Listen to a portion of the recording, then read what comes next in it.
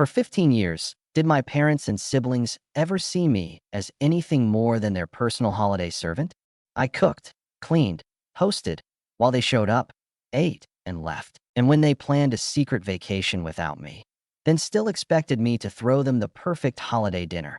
Was there ever a clearer sign of how little I actually mattered to them? Except, I was the only one doing the work. 15 years. 15 years of setting the table alone. Of waking up at dawn to start the turkey while they slept in. Of scrubbing dishes while they laughed in the living room. And I let it happen, over and over again. But this was the last straw. My parents and siblings went on vacation. They left me out completely. And then, they had the audacity to act like nothing happened and expect me to serve them like always. Not this time. This time, I did something I should have done a long, long time ago. And you know what? I don't regret a damn thing. Before we get into the story, if you love real-life stories of standing up for yourself and taking control, make sure to subscribe to Reddit True Vault. Your support helps bring these stories to life. Now let's get into it. I never thought I'd spend 15 years of my life being my family's unpaid event planner, but somehow, that's exactly what happened. And the worst part? I let it happen. My name is Callum. I'm 35, living in Denver, Colorado. I work in software development, a job that keeps me busy but pays well enough to afford a decent home. A home that, for the past decade and a half, has been the designated venue for every single family gathering. Not because I offered, but because my parents, Jonathan and Linda, along with my siblings, Mason and Tessa, just decided it was my role. It all started when I was 20. I had just moved out, excited to have my own space. That first Thanksgiving, my mom casually suggested, "Why don't we have dinner at your place this year? It'll be fun." I agreed, eager to show off my new home, to prove that I was a responsible adult. I went all out. Turkey, stuffing, homemade cranberry sauce. My parents brought wine, Mason showed up with a six-pack of beer, and Tessa brought some Pinterest-inspired dessert that looked better than it tasted. Back then, it felt good. I was proud to host. It made me feel included, like I had stepped into my role as a real adult in the family. But then, the next year came, and the year after that. And suddenly, it wasn't a question of, where should we have Thanksgiving? It was just assumed that it would be at my place.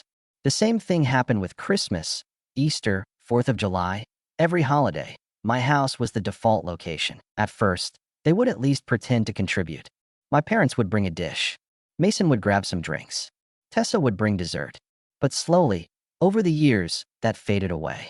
It went from, "Hey, what can we bring?" to, "Oh, you've got it covered, right?" to not even asking at all. They would just show up, empty-handed, right when the food was ready, eat, and then leave. No one helped cook. No one helped clean. I should have said something. I should have put my foot down. But every time I thought about it, I hesitated. I didn't want to be that guy. The one who ruined the holiday spirit.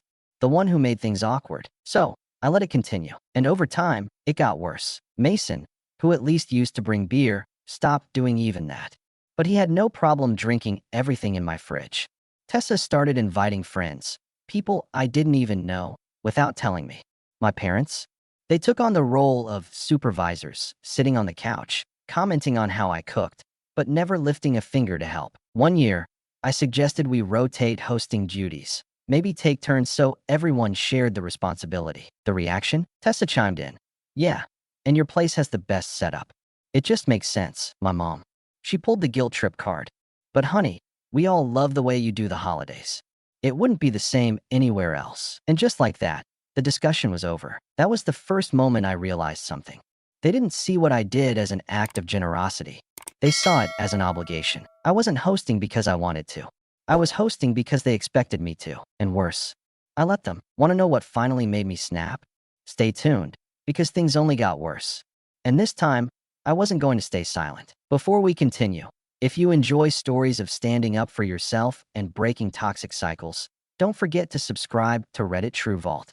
Your support helps us bring these real-life stories to more people. Now let's keep going. For years, I told myself that this was just how family worked. That if I kept giving, maybe one day they'd finally appreciate me. But as the years passed, the expectations only grew, and my resentment did too. Until one day, I finally reached my breaking point. For the first time in my life, I said no. Saying no should have been easy. It should have been as simple as opening my mouth and refusing. But when you've spent your entire life being the good one, The reliable one. The one who never lets anyone down. Saying no feels impossible. I had spent 15 years bending over backward for my family, hosting every holiday, cooking every meal, and cleaning up every mess. And for what? A pat on the back? A half-hearted thanks before they disappeared onto the couch, leaving me with a mountain of dishes?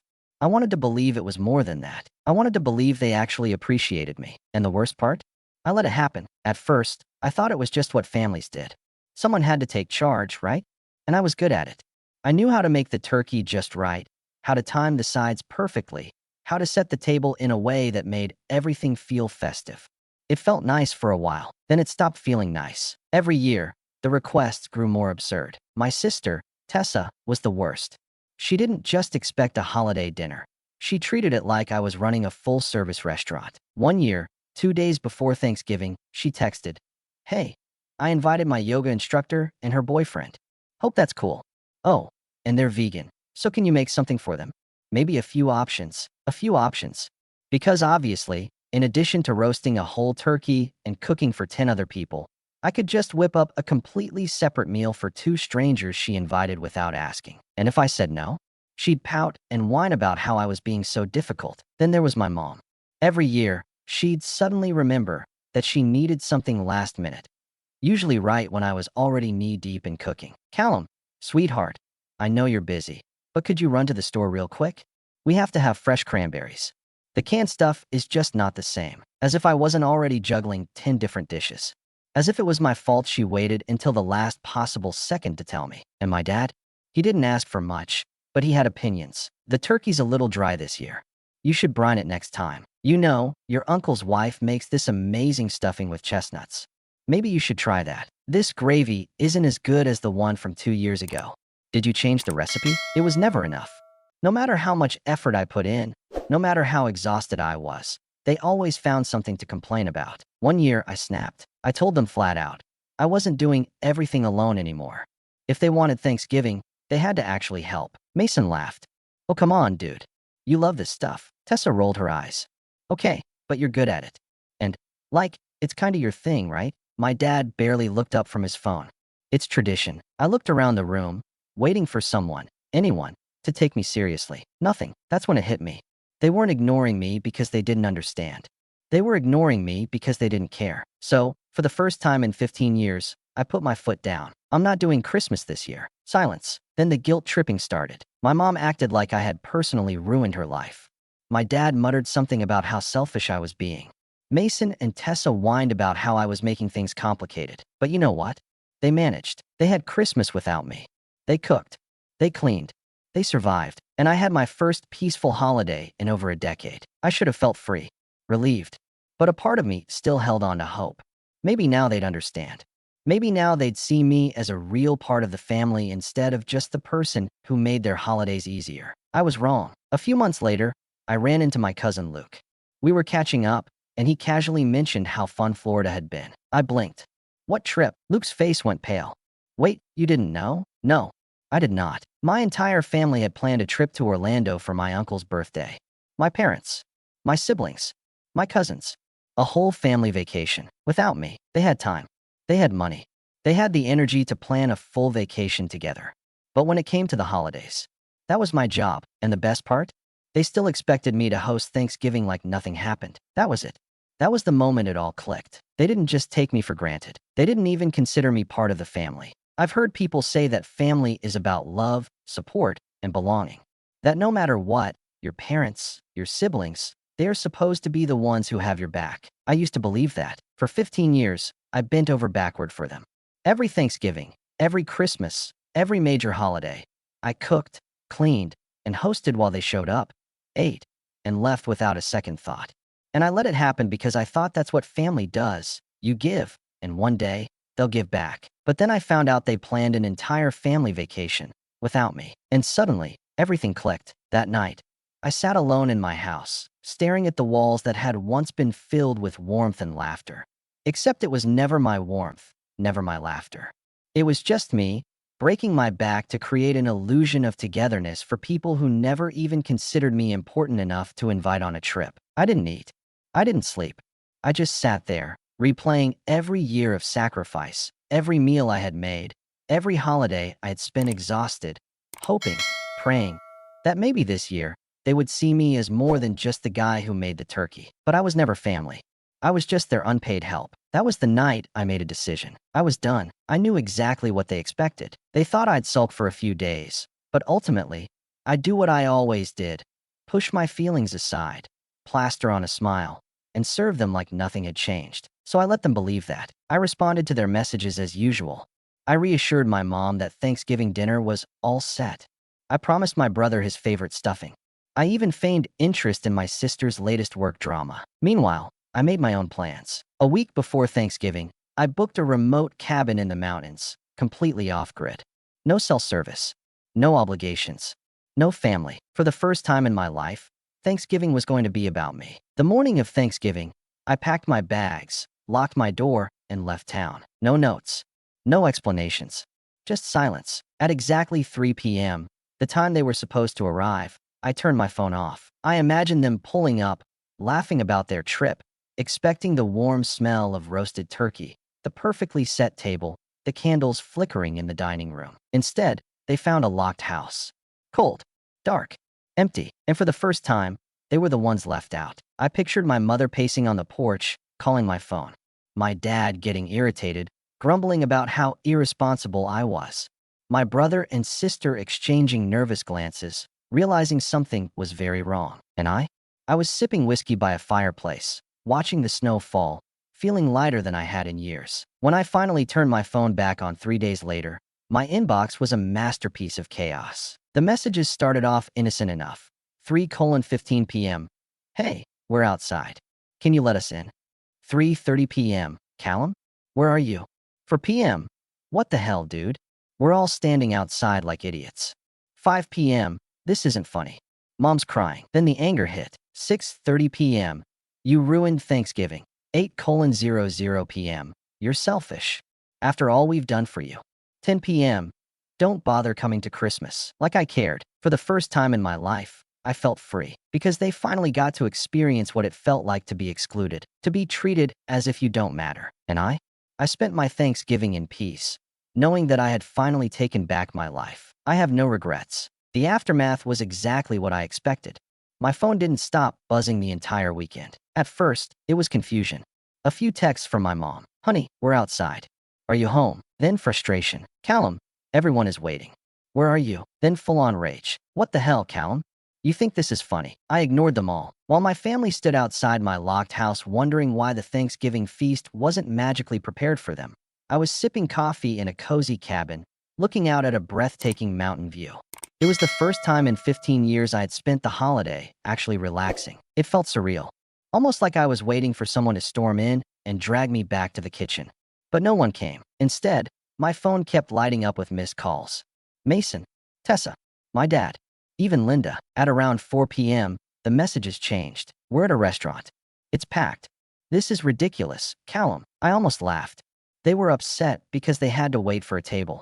Imagine that, having to wait, after expecting everything to be done for them without lifting a finger. The next morning, I woke up to something that almost made me spit out my coffee. Linda, my dear, dramatic mother, had taken to Facebook a long, emotional post, complete with a sad-looking stock photo of a Thanksgiving table. There is nothing more heartbreaking than a child abandoning their family on the holidays.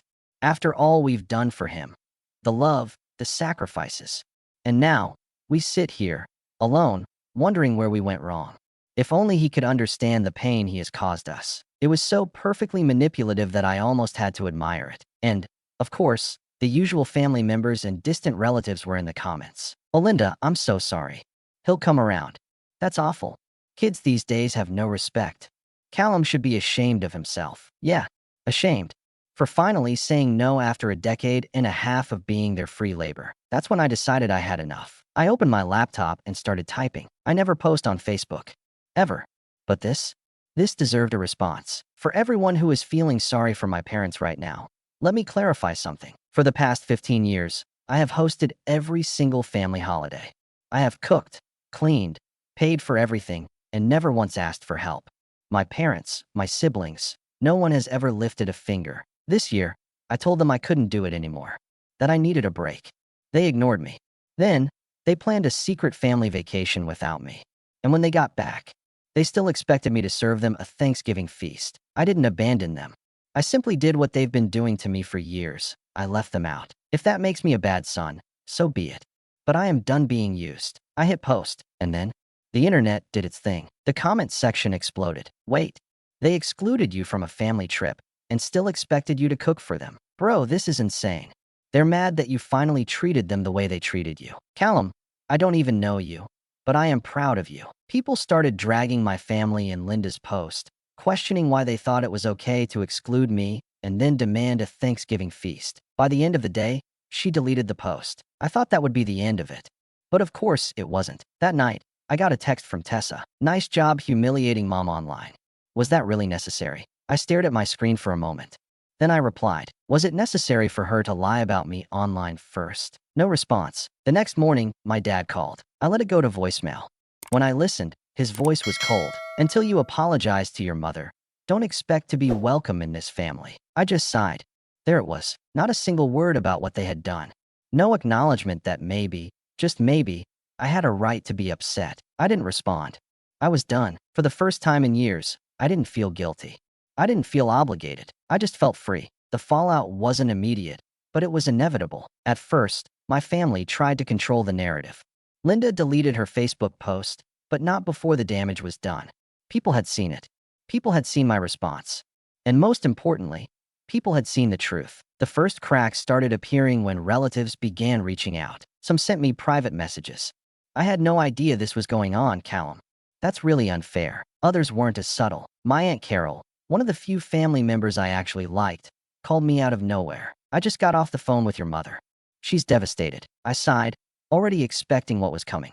Because I finally stood up for myself? Carol hesitated. She said she just wanted to have a nice Thanksgiving with the family. A family that conveniently forgot I existed when they planned their vacation. Silence. Then, finally a sigh.